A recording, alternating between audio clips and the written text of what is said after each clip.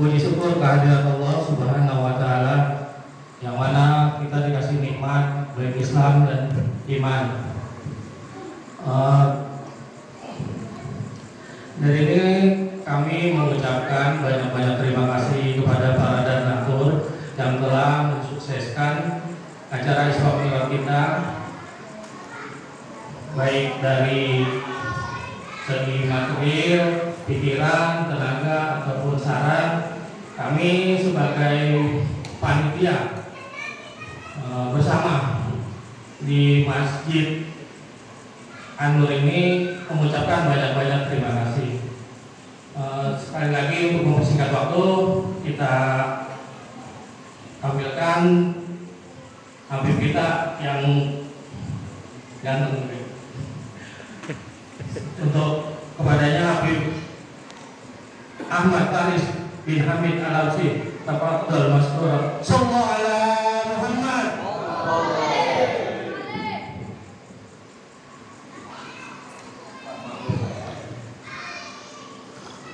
Wah, ribet.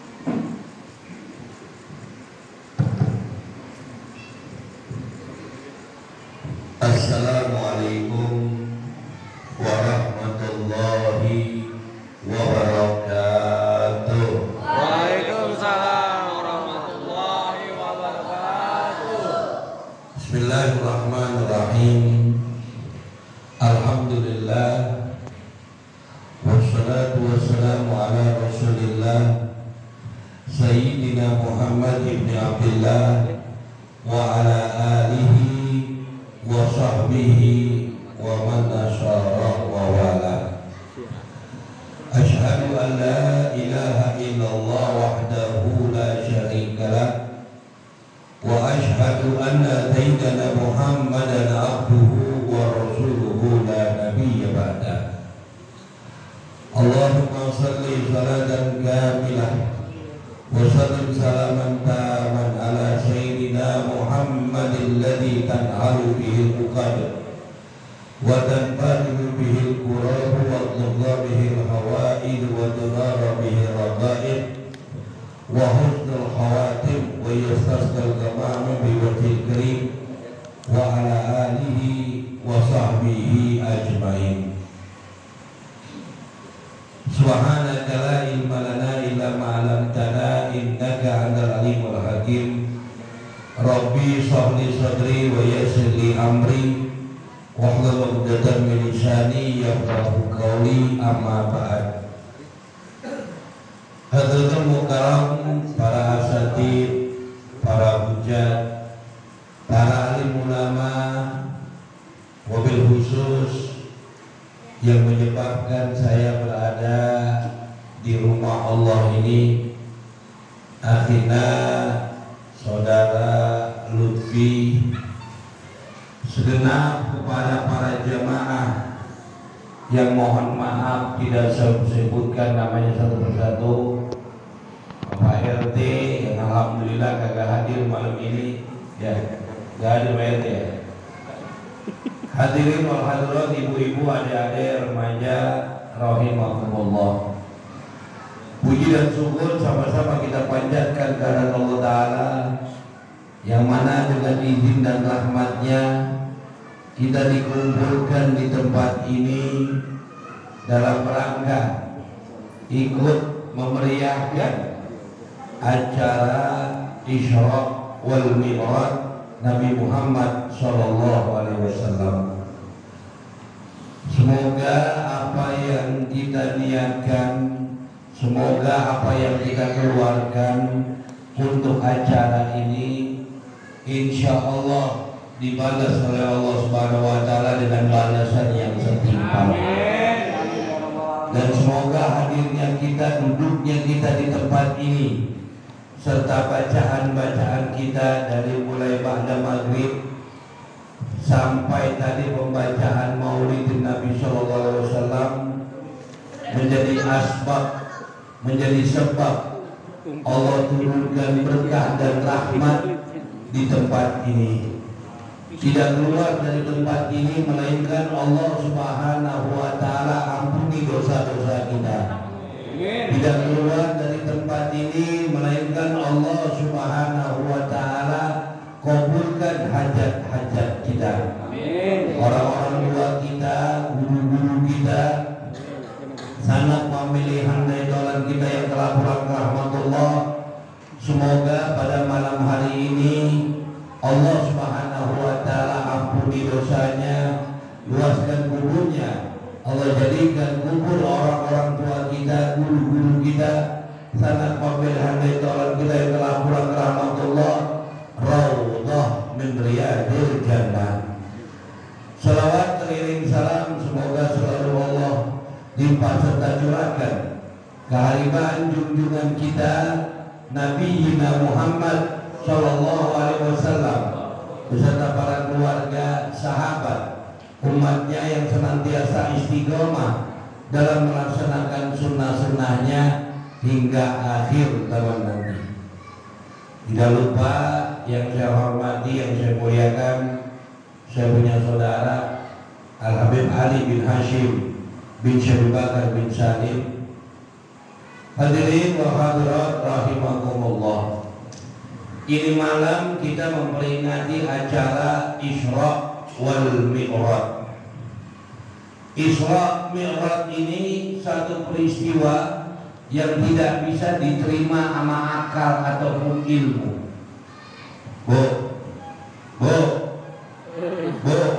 Ya. apaan? Dia mah kalau dia mah ngaji kan begitu dia tuh, ya kan? Dia dengerin padahal dimakan itu dia. Peristiwa Isra Mi'raj ini peristiwa yang tidak bisa diterima oleh akal dan ilmu. Apaan bu? Nasi. Allah memberikan kita tiga nih Pak. Tiga Allah berikan. Ada akal, ada ilmu, ada iman. Akal, ilmu, iman. Kalau ada benang sama jarum, supaya jarum benang ini masuk ke dalam jarum, kira-kira pakai ilmu, iman, apa akal? Akal. Ini jarum nih Pak. Ini bapak-bapak kalau udah ngejahit kan enggak? Ini jarum nih, ya. Ini benang. Supaya benang masuk ke lubang jarum, kira-kira pakai akal, pakai iman, atau pakai ilmu? Pakai akal, bu. Pakai akal. Gimana caranya benang ini masuk ke dalam jarum?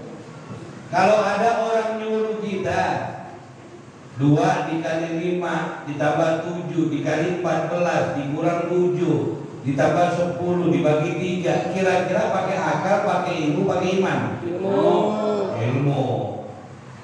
Ada sesuatu yang iman, yang ilmu dan akal tidak berfungsi. Akal manusia bagaimana cerdiknya, ilmu manusia bagaimana luasnya, bagaimana pinternya, ngadepin peristiwa Isra Mi'raj ini kagak bisa pakai ilmu, pakai akal. Lah orang peristiwa Isra Mi'raj ini peristiwa yang Nabi berangkat dari Masjidil Haram dari Mekah menuju ke Masjidil Aqsa di Palestina. Setelah itu berangkat ke sebuah tempat yang tinggi, melewati langit pertama, kedua, ketiga, keempat, kelima, keenam, ketujuh. Sampai di situ malaikat Jibril nggak bisa nganterin sampai ke tempat yang disebut Muntaha, yang paling tinggi. Itu Nabi balik lagi, tempat duduk Nabi masih hangat. Itu peristiwa sebentar. Tapi Allah Ta'ala mempersingkat waktu. Artinya waktu dipres sama Allah Ta'ala. Waktunya dipres. Artinya keberkahan. Makanya ayatnya bilang Subhanalladzi asra bi 'abdihi lailan minal masjidil haram ilal masjidil aqsa alladzi barakna. Dan kami keberkahan sekelilingnya sampai ke langit. Itu Nabi diberkahkan, waktunya berkah. Gak kayak kita Pak, kita waktu sekarang udah kurang berkah. Bapak-bapak nih, ibu-ibu bangun subuh jam 4, ketrek udah setengah 5, mandi sholat apa semuanya udah setengah 6, berangkat kerja sampai ke tempat kerjaan udah jam 8, baru kerja sebentar udah zuhur, terus habis kerja istirahat jam 1, lama-lama udah asar bentar lagi pulang sampai rumah udah lewat isya. Berkah waktu udah kagak ada. Berkah waktu sedikit-sedikit Allah udah ambil. Keberkahan waktu udah gak ada, udah berkurang. Nah peristiwa Isra Mi'raj ini peristiwa yang diberkahi oleh Allah Subhanahu wa Ta'ala. Nabi berangkat dari Masjidil Haram di Mekah menuju Masjidil Aqsa sampai ke langit ketujuh, sampai bertemu dengan Allah di tempat yang tinggi disebut Muntaha. Nabi pulang lagi, ketemu sama Abu Lahab, orang kafir Mekah. Cerita dah Abu Lahab, ini orang yang gak ada bermakna Islam, ketahuan banget. Cerita, Muhammad, emang benar ente dari Masjidil Haram, dari Mekah Masjidil Haram ke Masjidil Aqsa terus ke langit ketujuh ketemu sama Tuhan ente, balik lagi sepertiga malam? Iya. Kalau bahasa ukuran bahasa saya itu nih, ilah Muhammad, gitu dah, ya kan? Ilah Abu Jahal Laman Bekasi, gitu. Ilah Abong, ada ngerti nggak Abong? Abong mah, ibaratnya begitu. Abong belum berangkat, kagak percaya Abu Lahab. Dipanggil teman-temannya Abu Lahab, dipanggil, diajak ngomong. Kalau bahasa kita nih, Bang, ente kira-kira kalau dari Masjidil Haram di Mekah menuju Masjidil Aqsa di Palestina itu perjalanan berangkat pulang pergi berapa lama? Apa kata orang-orang yang pernah ke Mekah ke Masjidil Aqsa di Palestina? Orang-orang Arab dulu dagang ke Palestina. Oh, kata orang bilang, saya berjalan ke Palestina, pulang pergi itu 40 hari. Berangkat 20 hari, pergi 20 hari. Berarti kalau ada orang yang berangkat dari Masjidil Haram di Mekah langsung menuju ke tempat yang tinggi, balik lagi sepertiga malam, udah sampai di sini, kira-kira itu percaya gak? Kagak, itu mah gak percaya saya. Kagak percaya dia yang begitu. Ada orang yang begitu. Siapa? Ada dah. Maka Abu Lahab memanggil sahabatnya Nabi Muhammad SAW bernama Sayyidina Abi Bakar Siddiq radhiyallahu taala anhu. Diajak ngomong sama Abu Lahab nih, Bakar, ya gitu dah. Kita mah kalau kenal orang kan kadang-kadang singkat-singkat aja. Ada orang namanya Bagus Imanuddin, dipanggil Den, gitu. Kalau ada orang pergi dari Masjidil Haram di Mekah ke Masjidil Aqsa terus ke tempat yang tinggi sepertiga lagi malam udah pulang, kira-kira percaya gak? Kagak. Tapi ada orangnya. Siapa? Teman ente. Siapa? Muhammad. Begitu disebut nama Nabi Muhammad, Sayyidina Abi Bakar langsung ngomong, kalau itu yang dilakukan oleh Nabi Muhammad, lebih dari itu aku percaya. Artinya bohongnya aja Nabi Muhammad aku percaya. Dari situlah dapat julukan Sayyidina Abu Bakar dengan sebutan As-Siddiq, orang yang mempercayai peristiwa Isra Mi'raj di saat orang-orang ini gak percaya sama Nabi. Sebenarnya dari kisah ini Sayyidina Abu Bakar Siddiq ini gak percaya, bukan gak percaya sama Isra Mi'raj ya, jangan salah paham nih. Sayyidina Abu Bakar Siddiq gak percaya karena yang cerita Abu Lahab, tukang bohong. Kayak kita deh Pak, tetangga. Ada tetangga kita kan bohong, mulai bangun tidur sampai tidur bohong dulu. Ada kompleks ini begitu? Ada? Nah, orang kompleks ini menjarang kali begitu ya. Paling kalau ada sekitar 2 sampai 70 orang kali. Jarang itu. Jarang itu. Itu kalau orang dia kagak bohong sehari palanya puyeng. Pala lu pakai koyo kenapa? Gak bohong lu seharian. Ini karena yang cerita Abu Lahab, Sayyidina Abu Bakar gak percaya karena yang cerita tukang bohong. Kayak kita punya teman kang bohong, ceritanya bohong dulu. Begitu dicerita bener kita gak percaya. Iya belum main cerita gua gak percaya sama lu. Kan gitu kan? Kagak lu mah ya lu kang bohong. Jangan kata gua, bini lu aja lu bohongin, ya kan? Lebih parah lagi, jangan kata gua, jangan kata bini itu. Tuhan lu masih dibohongin. Ada begitu deh. Ya, Tuhan lu masih dibohongin. Tapi karena ini ceritanya Abu Lahab, Nabi gak percaya karena ini cerita Abu Lahab. Tapi peristiwa Isra Mi'rajnya Nabi percaya. Karena peristiwa Isra Mi'raj ini jadi Abu Bakar percaya. Tapi karena yang cerita orang tukang bohong, jadi kagak percaya. Tuh. Tapi tetap Sayyidina Abu Bakar bilang, sekiranya lebih dari itu yang dibicarakan oleh sahabatku Muhammad SAW, aku percaya. Nih Pak, peristiwa Isra Mi'raj, peristiwa yang tadi saya bilang gak bisa diterima sama akal, sama ilmu, iman yang terima. Makanya dipanggil sebutan Abdul, Abdi, hamba. Allah tidak memanggil Nabi Muhammad dengan panggilan Rasul. Allah tidak memanggil Nabi Muhammad dengan panggilan Nabi. Dalam ayat lain Allah Ta'ala manggil Muhammadur Rasulullah walladzina ma'ahu asyiddaul kufar. Allah memanggil nama Nabi Muhammad dengan julukannya, pangkatnya Rasulullah. Tapi untuk peristiwa Isra Mi'raj ini Allah memanggil dengan sebutan abdi, hamba. Nggak ada yang paling tinggi pangkat dengan sebutan hamba. Kita kayak kita makanan tembok ngaku doang hamba Allah. Kalau lagi doa, ya kan? Kalau lagi doa, biasanya orang kalau lagi doa nggak punya duit musuh tuh.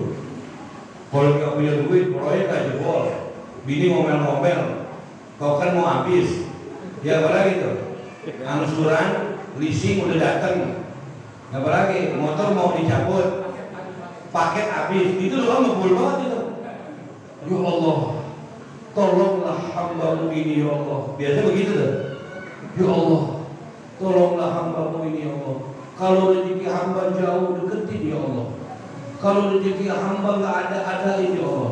Kalau rezeki hamba dari perut dikeluarkan ya Allah. Nyebut hamba. Kita mengaku, tapi di aku mah belum tentu Pak. Belum tentu. Kita ngaku hamba Allah, tapi Allah belum tentu ngakuin kita hambanya. Tapi Nabi Muhammad Allah sendiri yang mengakui abdun, hamba, abdi. Subhanalladzi asra bi abdihi lailan. Maha suci Allah yang telah memberangkatkan abdi Nabi Muhammad sallallahu alaihi wasallam. Disebut dengan panggilan hamba. Kita ngaku hamba Allah, tapi dalam keseharian kita lebih mengagungkan hamba dunia. Lebih senang mengagungkan dunia, mengagungkan manusia, lebih senang bersandar kepada manusia, lebih senang meminta kepada manusia ketimbang meminta kepada Allah Ta'ala. Asal jabatannya kagak naik aja, deketin manusia, deketin atasannya. Asal masalah-masalah ini nyender sama manusia. Ngaku doang kita hamba Allah, tapi dalam prakteknya kita selalu berhamba kepada selain Allah Subhanahu wa Ta'ala. Kayak tahun lalu tuh, bulan Maret Februari yang lalu kan tuh lagi corona tuh, ya kan? Tapi sekarang boleh kagak ada, bukti orang kompleks ini kagak pakai masker, ya kan? Anti kali corona masuk kompleks ini kali udah, nyasar kali dia, nggak ada di Google kali ini. Kalau dulu tuh orang tuh waktu musim corona, Bu, corona digede-gedein Pak, Bu, corona diagung-agungin, Allah yang maha besar ditiadakan, azan ma'azan, sholat sholat, mengucapkan Allahu Akbar, tapi dalam prakteknya gak pernah mengagungkan Allah, membesarkan Allah, lebih membesarkan penyakit yang disebut COVID atau corona. Manusia semua punya aturan, punya protokol, sebaik-baiknya protokol Allah. Ikutin protokol manusia, tapi sebaik-baiknya protokol Allah. Saya waktu corona, maaf, dari bulan Februari Maret tuh lagi seneng gencar-gencarnya, awal-awalnya takut, khawatir tentang keadaan saya, sama istri saya, sama anak-anak saya. Cuma 3 hari saya khawatir, takut. Setelah itu alhamdulillah saya serahin urusan semua Allah Ta'ala. Saya ikuti protokol Allah, protokol Rasul. Dengan apa? Wudhu. Wudhu. Lah kalau manusia, protokol manusia cuma cuci tangan, sabun, pahala juga kagak, ya kan? Tapi kalau wudhu, lihat dari mulai niat membasuh bukan cuma tangan, mulut dikumur-kumur, airnya dimasukin di hidung, dihirup di hidung, dituang-tuang. Enggak cuma mulut, tangan, hidung, muka dibasuh. Enggak cuma itu, tangan sampai siku. Enggak cuma itu lagi, rambut, kepala dibasuh. Tidak sampai situ, kuping dibasuh sampai kaki. Ada doanya. Itu kalau kita baca, kita teladani wudhu, insya Allah wabah, bencana, musibah gak akan masuk ke kita. Kalau kita yakin sama wudhu dan wudhu kita sempurna, bertahan kita lama. Tapi saya manusia lebih mengagungkan protokol manusia ketimbang protokolnya Allah dan Rasul. Curiga sama curiga, rajin banget kita udah. Pakai masker, kagak mau selaman. Sekali selaman pakai ngepol, pakai siku, ya kan? Selaman ngepol sama siku. Begitu selaman aja, depan orang yang diselaman cuci tangan pakai sabun. Kayak penyakitan kita lagunya. Cuci tangan kan enak banget. Iya mau penyakitan, lebih cuci tangan sama gue. Cuci tangan, lagunya pakai sabun. Asal ada curiga sama orang, lihat orang begini, orang sakit, orang ini. Begitu selaman, habis selaman sama temennya, sama tetangganya batuk, nyalain. Gara-gara sama dia itu gue batuk. Padahal mah ampak, emang ampak aja, membatuk aja loh. Jadi nyalain orang. Allah bilang, Ana inna dhanni abdi, aku ini menurut prasangka engkau wahai hambaku. Kalau kita berprasangka baik sama Allah, kata Nabi, berprasangka baiklah engkau kepada Allah, berprasangka baiklah engkau kepada sesama muslim. Jangan curiga sama orang, apalagi sama muslim. Selaman, kata Imam Yazid Al-Bustami, seorang muslim kata Rasul, ketika dia selaman menjabat tangan sampai dia tangan begini nih, maaf, diginiin tangannya, Allah Ta'ala begitu dia lepas, Allah Ta'ala ampuni dosanya keduanya. Zaman corona boro-boro selamat begitu. Ada yang begini nih, ada yang begini selamat, ada yang begini. Orang mana tuh? Orang non-muslim, orang Islam. Orang Islam mana? Ya 3 meter 4 meter dari saya ya, kayak kan gitu. Orang Islam kagak percaya sama peraturan Allah, kagak percaya sama peraturan Rasul, dia lebih percaya dengan peraturan manusia. Kalau kita berprasangka baik sama manusia, katakan si manusia ini si teman kita sakit, tapi kita berprasangka baik sama Allah, dia nggak sakit. Kita salaman, kita selaman, kita deketin, kita ngobrol. Yang sakit Allah Ta'ala bikin sembuh, dan kita yang selaman gak dikasih penyakit sama Allah Ta'ala. Karena prasangka baik kita nih hati kita nih berbulu, tuh berbulu hatimu, berbulu, iri, dengki, hasud, gibah, ada di sini nih. Iri, gedek aja bolanya lihat orang kaya sedikit, ngomel. Lihat orang beli mobil sedikit, marah. Lihat orang beli motor, beli AC, dan di rumah sewat. Lihat orang begitu nambah mobil sama motor, mati orang. Gara-gara sakit hati. Lihat tetangga sebelah kanannya beli motor X-Max. Tahu motor X-Max bawa apa? Tahu motor X-Max? Tahu. Saya juga nggak tahu sih. Motor X-Max ngomong dah.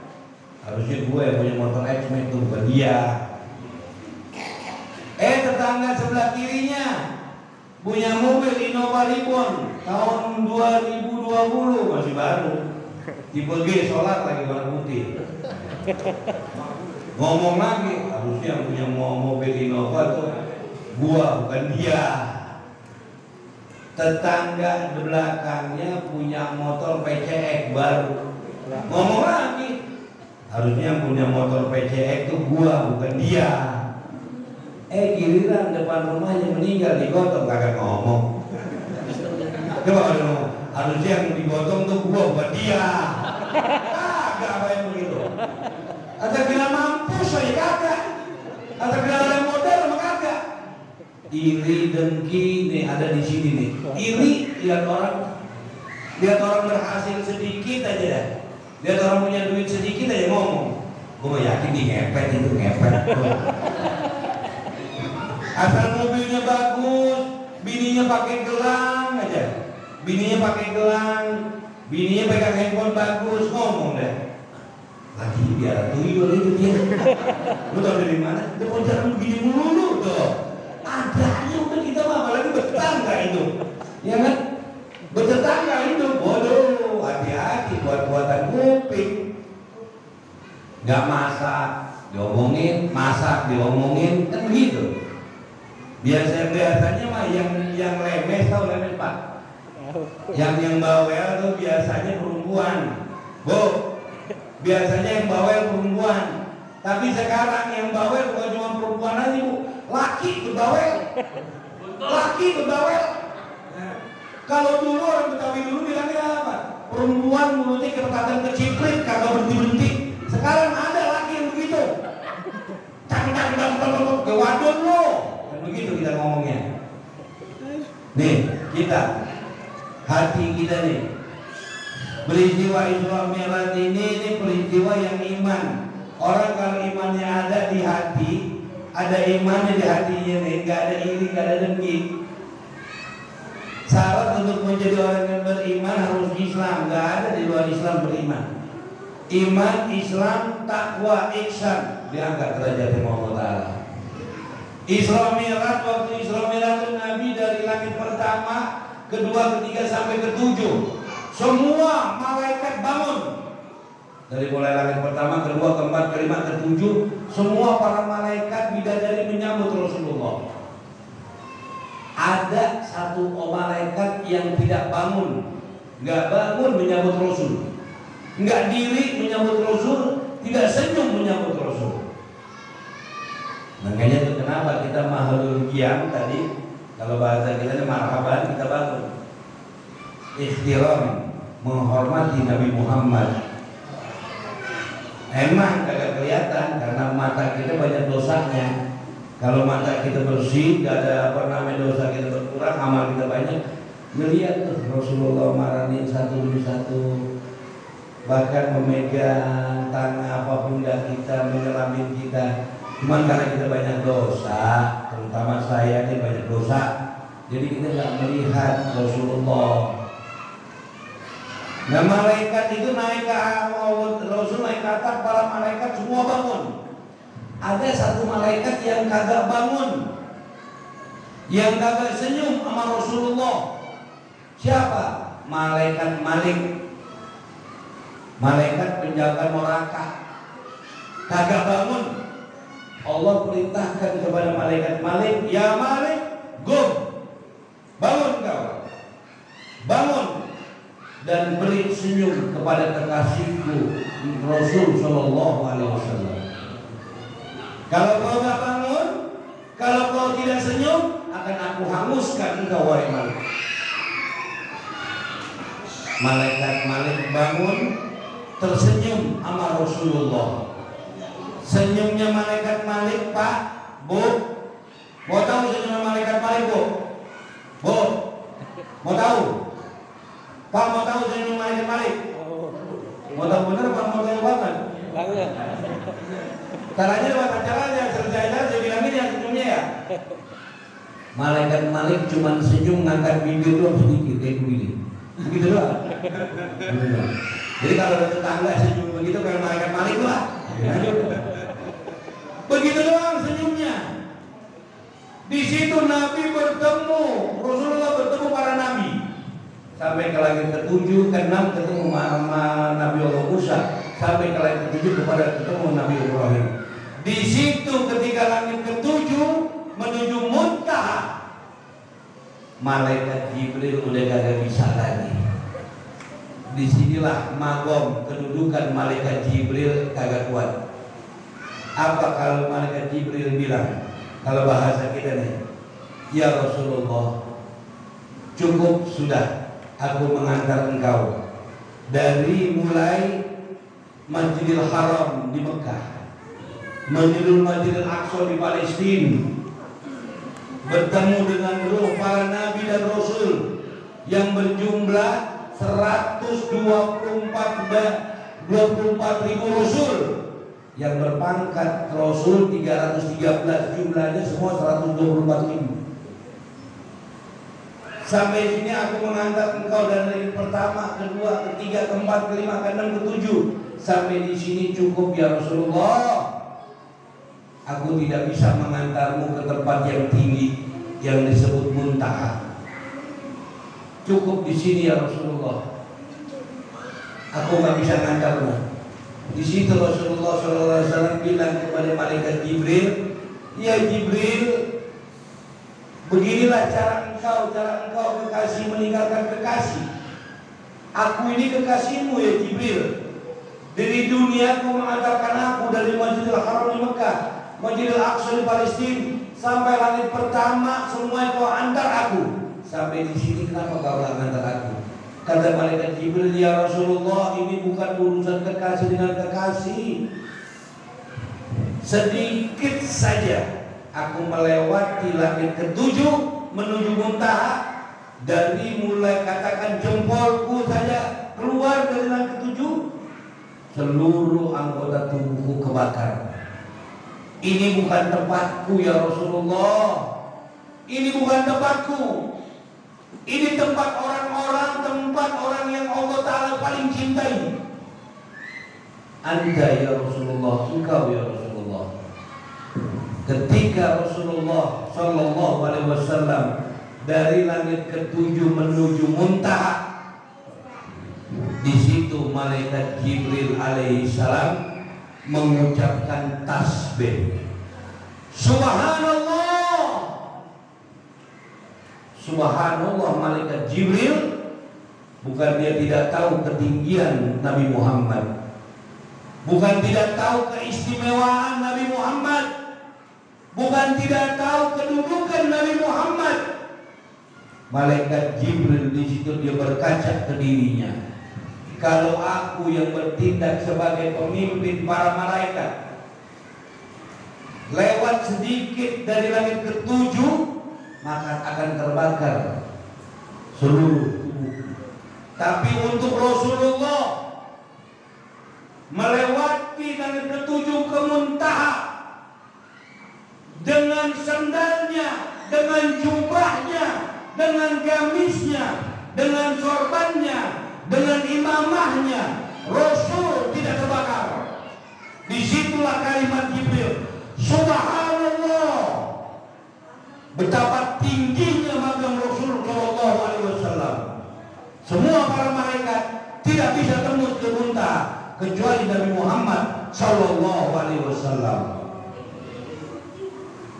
Makanya Pak, Bu, orang yang cinta sama Nabi itu insya Allah tidak akan terbakar sama api dunia. Ada satu kisah, ada sahabat perempuan di zaman Rasul, sahabiah.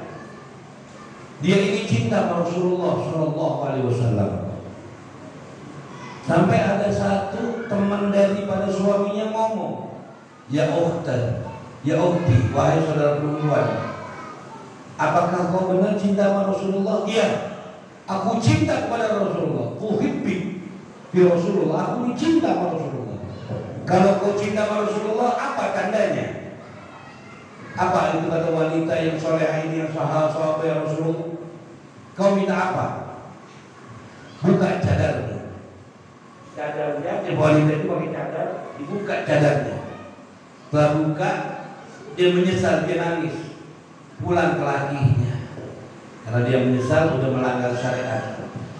Pulang ke laki ini ceritain, kalau bahasa saya itu, Bang, tadi saya sudah melanggar aturan agama. Saya buka cadar saya. Emang kenapa? Saya dibilang kalau kau benar cinta sama Rasulullah, apa buktinya?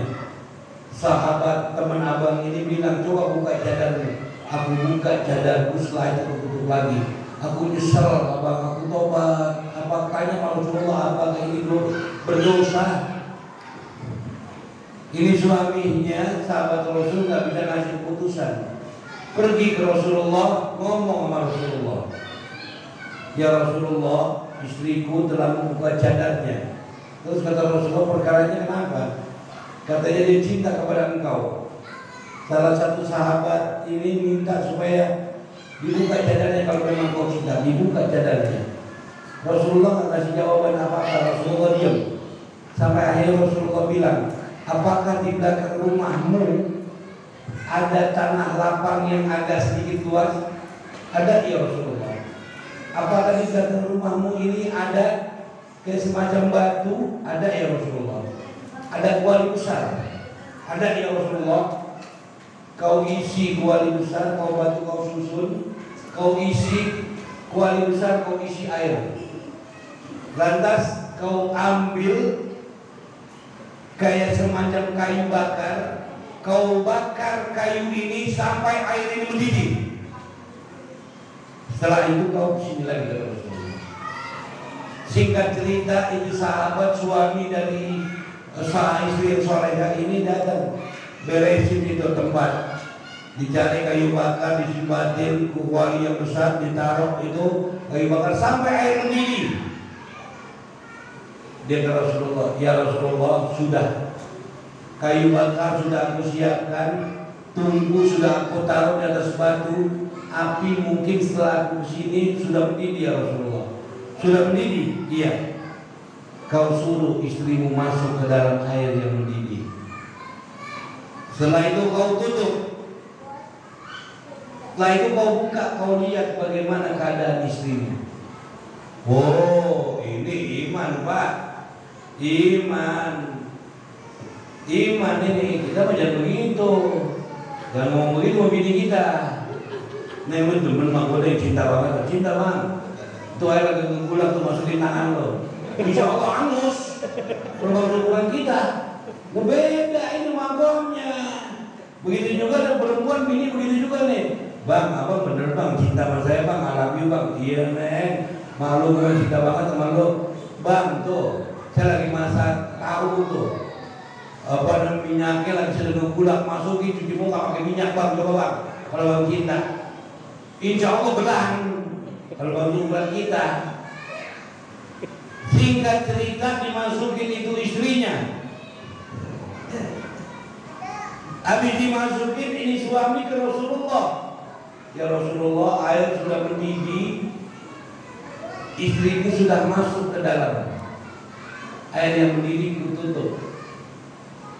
Sudah kau lihat belum? Coba kau tengok istriku sedang apa di sana.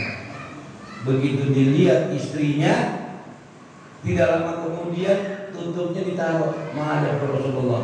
Ya Rasulullah, telah aku lihat istriku ya Rasulullah. Sedang apa istrimu? Istriku persis seperti anak kecil yang main air hujan. Bocah kalau main air hujan kan demen banget tuh. Persis seperti main air hujan, tidak terasa panas sama sekali. Itulah bukti kata Rasulullah, orang yang cinta kepadaku min dhahir, dari hati yang bersih. Orang kalau cinta sama Rasulullah insya Allah gak kebakar. Kalau kita kan cinta sama Rasulullah kadang-kadang di mulut doang. Ya kan, cinta sama Rasulullah, senang ajar Rasulullah, ajaran Rasulullah dihina, kita diam aja. Kalau kita, tapi orang-orang yang dekat sama Rasul, itu dia benar-benar ngebuktiin cintanya sama Rasulullah Sallallahu Alaihi Wasallam, zahir wa batin. Sampai nggak mempan, diapain semua. Ada satu sahabat wanita sampai kepanah matanya untuk bela Rasulullah. Ada sahabat laki-laki yang matanya nyengsel karena ingin membela Rasulullah. Dia cinta sama Rasulullah. Ada orang yang sakit diludahin sama ludahnya Nabi Sallallahu Alaihi Wasallam, sembuh kontan. Ludah Nabi bu, ludah Rasul obat. Ludah Rasul obat. Sayyidina Ali untuk perang itu dari perang, Sayyidina Ali matanya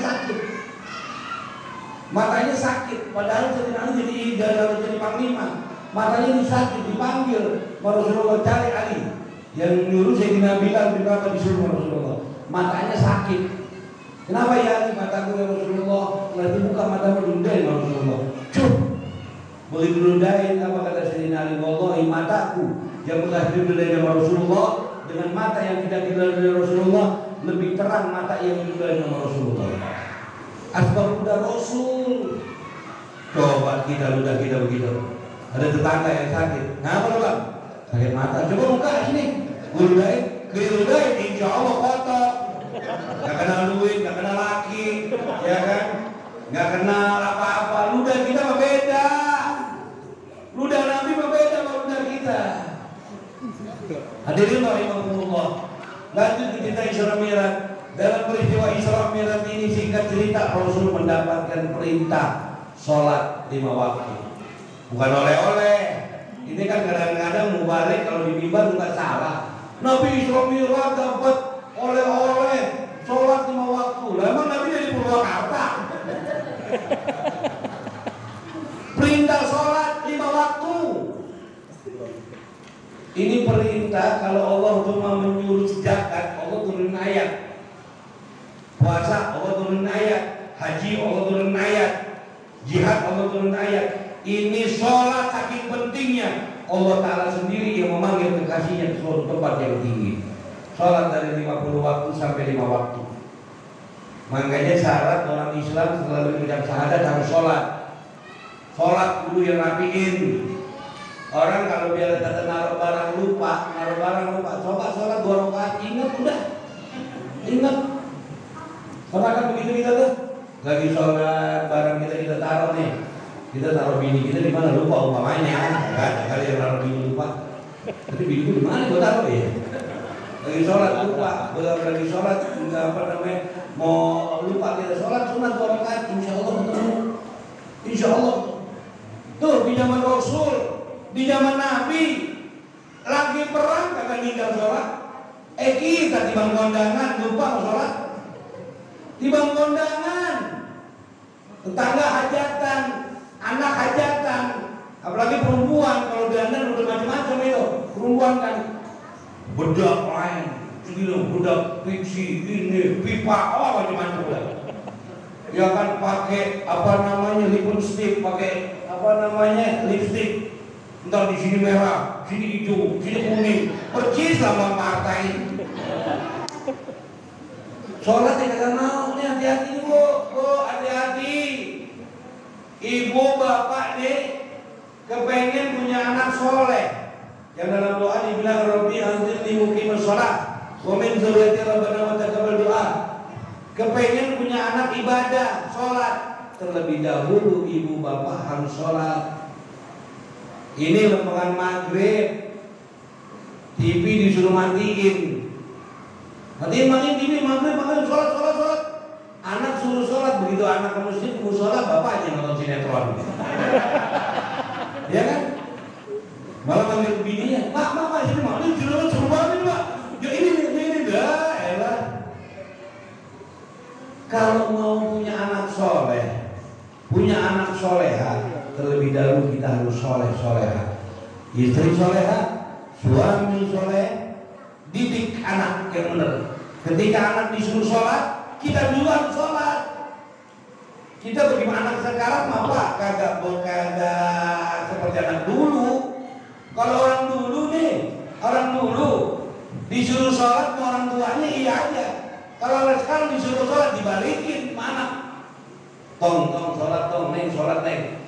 Ya anak kan zaman sekarang anak android pinter, iya kan? Gak bocah zaman sekarang begini nih. Pinteran dia main android sama kita. Nah bener-bener aplikasi apa aja dia tahu.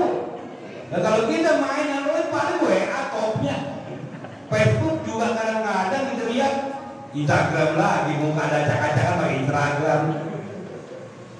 Anak-anak yang begini nih lebih cekatan kita suruh sholat, lu sholat. Anak sekarang dibalikin, lah bapak suruh saya sholat, bapak kagak sholat tuh. Orang tuanya agak setengah-setengah PA. Ngomong dah, bapak mau udah keseringan sholat, belum. Hati-hati nih. Makanya di zaman Nabi, Pak, di zaman Nabi ada orang nanya sama Rasulullah, ya Rasulullah, ada dua orang, bagaimana menurut engkau wahai baginda? Wahai engkau yang mulia, menurut engkau wahai Rasul, mana di antara dua ini yang paling hina, yang paling jelek? Satu orang dia sholat rajin tapi masih maksiat. Satu orang lagi kagak sholat tapi tidak berbuat maksiat. Ya model kita, Pak. Kita mau sholat jolong sendal malah rajin, ya kan? Kita mau sholat ngomongin orang mah terus, ya kan? Kita model kita udah, kita mau begitu. Sholat rajin banget. Sampai kadang-kadang lupa subuh 4 rakaat kita. Saking rajin banget itu sholat. Tapi ada yang lupa sholat, nanya ke masjid, Ustaz, saya mau nanya sholat Jumat di sini hari apa? Kan PA atau orang begitu. Ustaz, saya mau nanya sholat Jumat di sini hari apa? Makanya nih dalam imam sholat nih hati-hati nih.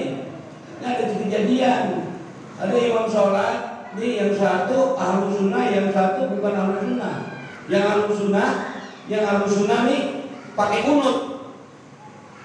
Datang pertama yang pakai ahlus sunnah pakai kunut. Yang nggak pakai kunut dia datang jadi imam, jadi makmum. Begitu rakaat kedua, Allahu Akbar, sami Allahu liman hamidah. Apa dulu Allahu Akbar, sami Allahu liman hamidah. Allahumma hdina fiman hadait. Pakai kunut, kata yang imam nih, kata yang satu nggak pakai kunut nih, kurang ajar. Dia pakai kunut, besok gue datang lebih pagi.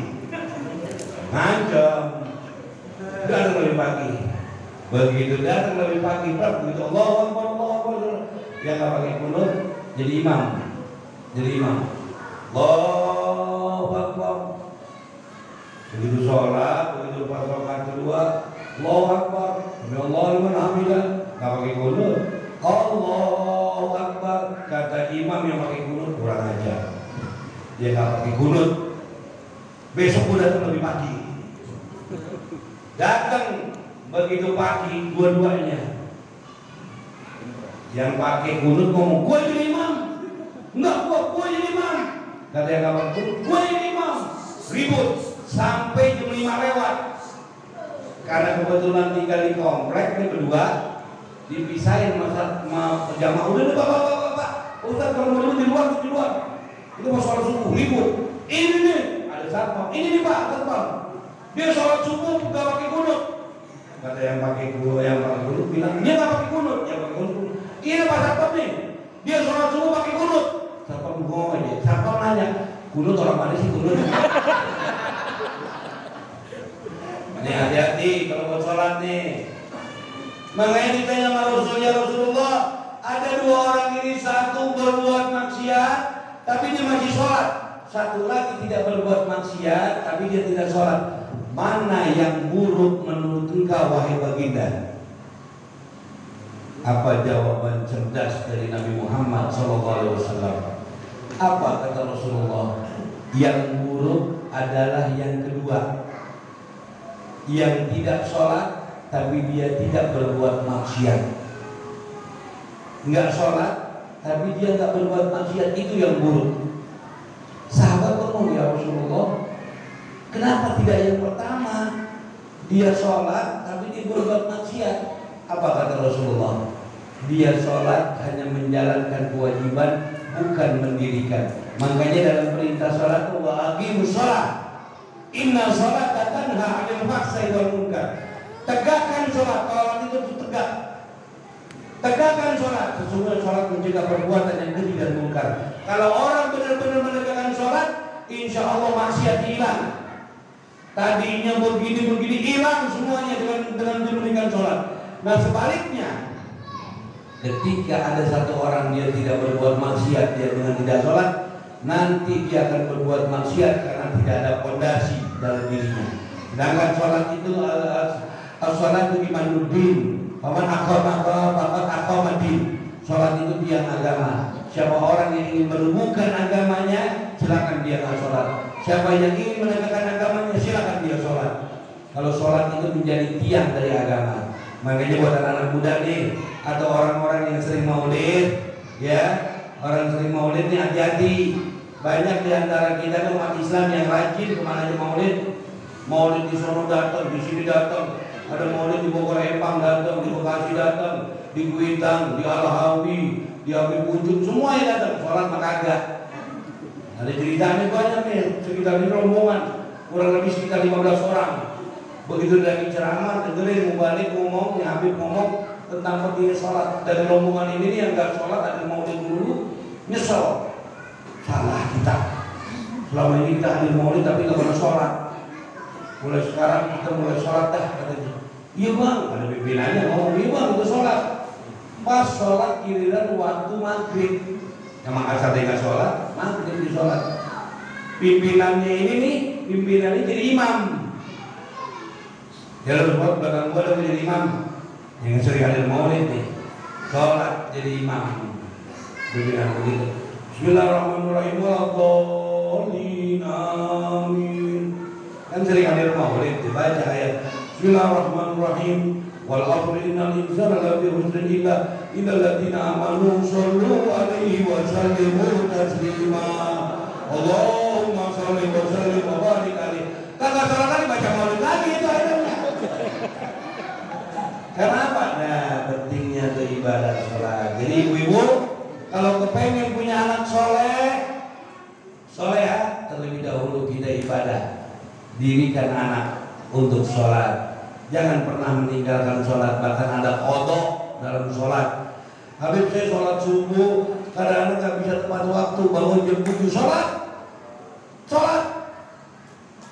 Gak boleh ketinggalan waktu, gak boleh. Siapa bilang qadha?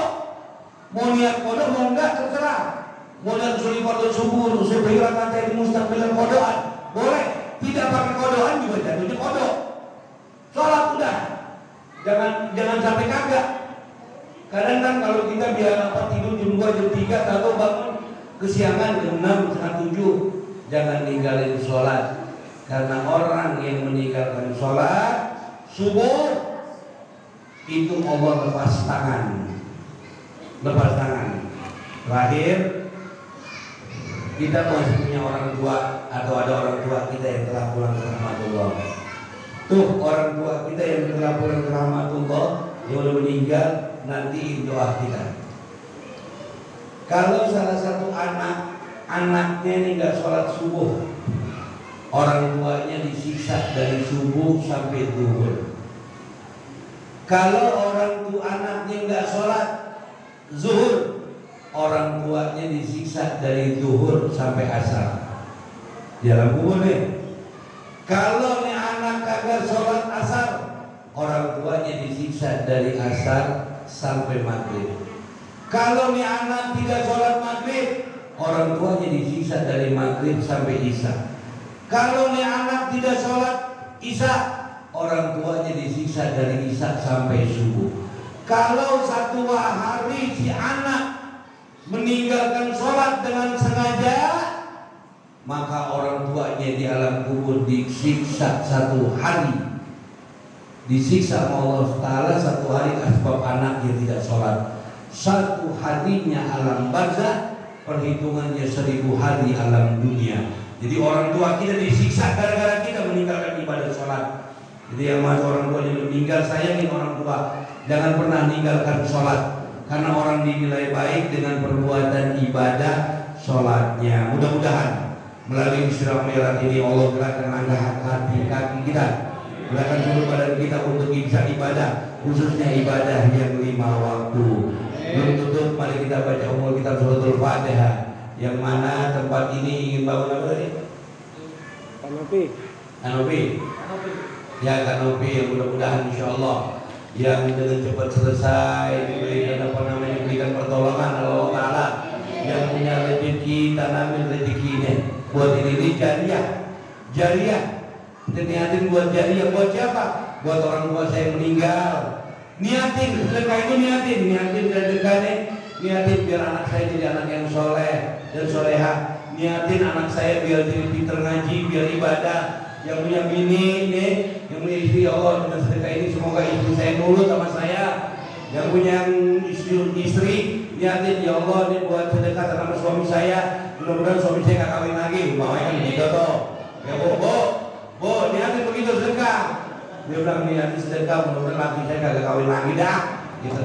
Gedean sedekahnya, jangan 1000, ntar lakinya kabur, nikah lagi ya mudah-mudahan. Insya Allah yang bantu acara dakwah ini, yang acara buat bikin kanopi, dia bantuan sedekahnya ini, insya Allah ditambah rezekinya Allah Taala, yang halal, yang berkah, yang banyak, dan semua Allah jadikan anak keturunan yang soleh dan soleha. Semoga Allah Taala berkahi kita di bulan Rajab ini, Allah berkahkan kita juga di bulan Syaban, dan Allah Taala pertemukan kita di bulan Ramadan dalam keadaan sehat afiat, dapat melaksanakan ibadah syam, ibadah qiyam, dan tilawatul Quran serta salawat kepada Nabi kita Muhammad sallallahu alaihi wasallam ala hadiyah wa ala kulli nabi sallallahu ila hadratin Nabi sallallahu alaihi wasallam bi sirril Fatihah.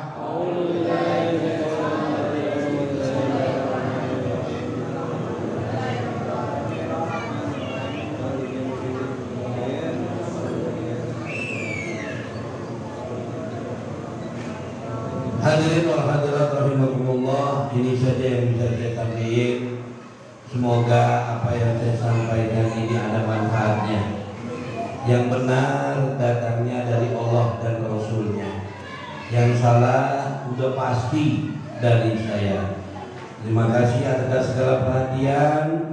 Mohon maaf atas segala kekurangan. Billahi taufiq wal hidayah. Assalamualaikum warahmatullahi wabarakatuh.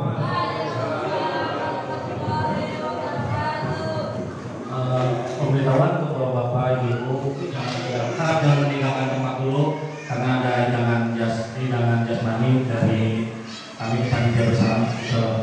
Harap bikin besar satu nafas bertiga biar pas.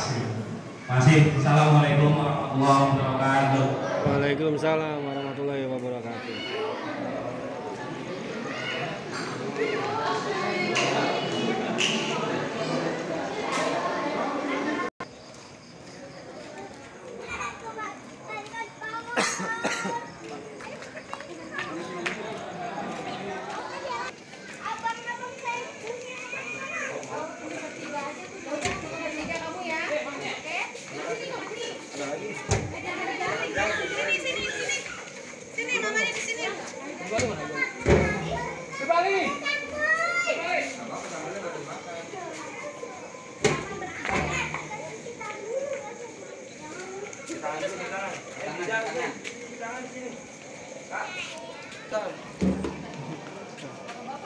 Oke. Lagunya. Siapa sih itu Ating? Apa?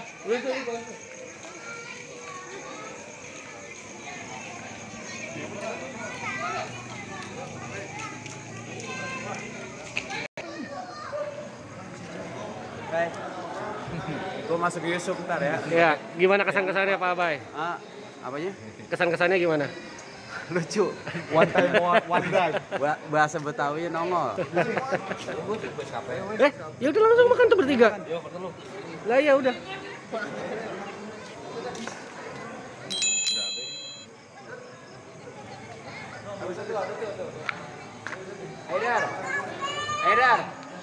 Haidar, sini makan. Haidar makan.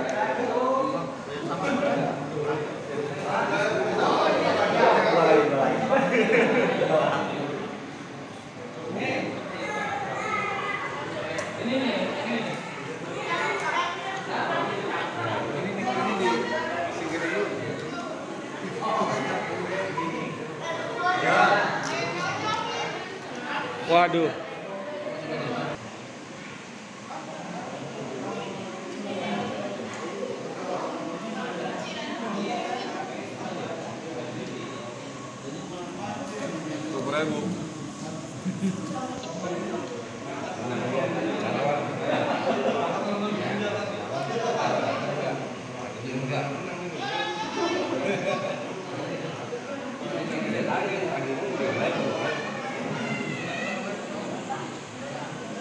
mau makan?